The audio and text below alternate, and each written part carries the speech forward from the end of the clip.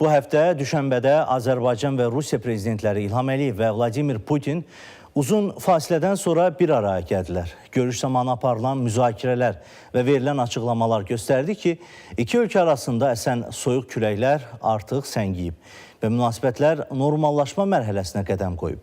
Azərbaycan və Rusiya liderlərinin nümayiş etdirdiyi siyasi iradə isə bu gərginlikdən istifadə edərək vəziyyəti daha da qızışdırmaq istəyən qüvvələrin planlarını alt-üst etdi.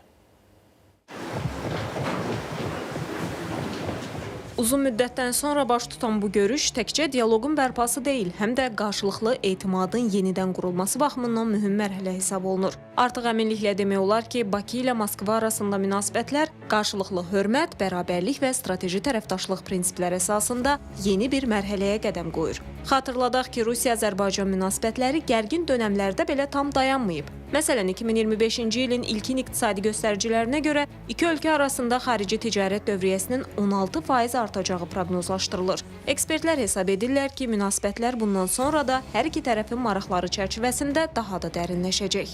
Siyasi məsələlər həll olunduqdan sonra iqtisadi sahədə əməkdaşlıq, kooperasiya bir qədər də genişlənə bilər və Azərbaycan bərabər hüquqlu, qarşılıqlı faydalı əməkdaşlığın tərəfdarıdır. Azərbaycan heç vaxt münasibətlərin gərginləşməsinin səbəbkarı olmamışdır. Münasibətlər müttəfiqlik haqqında qarşılıqlı fəaliyyətə uyğun olaraq qurulmalıdır.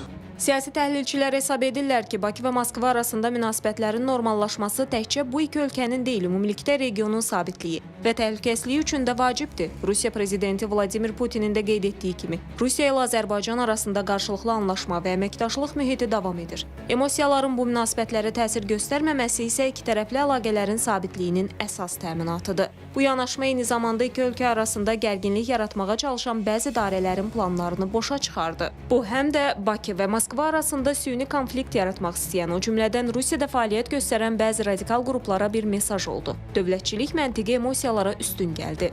Bu münasibətlərin inkişaf etməsi yalnız iki tərəfli çərçivədə qiymətləndirəcək bir proses deyil, bütövlükdə regional inkişafa, regional sabitlik və təhlükəsizliyə töhfə verəcək bir dinamikadır. Münasibətlərin elə durulmuş mərhələsində olmasında müəyyən maraqlı olan qüvvələr də var idi. Biz o qüvvələrin müəyyən fiqurların dili ilə öz fikirlərini media üzərindən çatdırdığını da şahid olurduq. Bir sözlə, Bakı ilə Moskva arasında münasibətlərin normal məcraya yönəlməsi hər iki ölkənin, eləcə də regionun maraqlarına tam uyğundur. Düşənbədə baş tutan bu görüş sivil, rasional və praqmatik diplomatiyanın qələbəsi oldu. İndi əsas məsələ bu müsbət dinamikanı qorumaq, siyasi dialoqu davam etdirmək və iqtisadi əməkdaşlığı daha da irəlilətməkdir. Mələk İnqilablı, ATV Xəbər.